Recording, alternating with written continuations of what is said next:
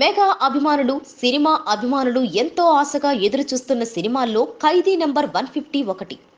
ఈ సినిమా ప్రకటన జరిగిన నాటి నుంచి ఈ సినిమాపై పెట్టుకున్న అంచనాలు, ఆశలు అన్నీ ఇన్ని కాదు. ఎందుకంటే అది చిరంజీవి సినిమా. సినిమా జయాపజయాలతో సంబంధం లేకుండా తాను చేసే డాన్సులు, ఫైట్లతోనే థియేటర్లకు రిపీటెడ్ ఆడియన్స్ ని రప్పించగలిగే సత్తా చిరు సొంతం.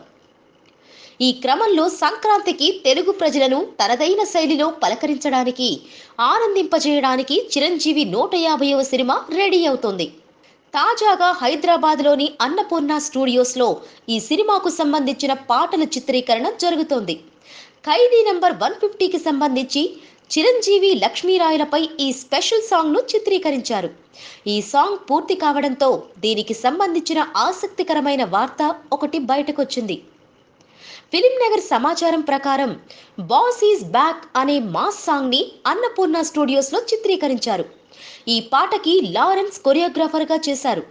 అయితే సాంగ్ చిత్రీకరణ సమయంలో చిరంజీవి డాన్స్ చూసి ఇంప్రెస్ అయిన ఓ ఫీమేల్ డాన్సర్ హఠాత్తుగా వచ్చి చిరుని హత్తుకుందట.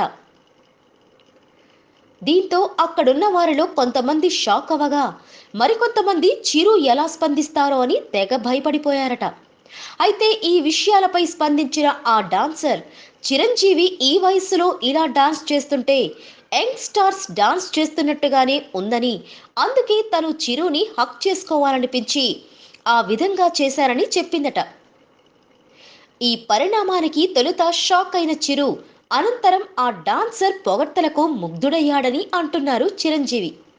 చిరంజీవా మజాకా, డాన్సుల విషయంలో చిరుకి ఉన్న స్టామినా అది మరి. Please subscribe. Hi, it's me Purna. Please subscribe.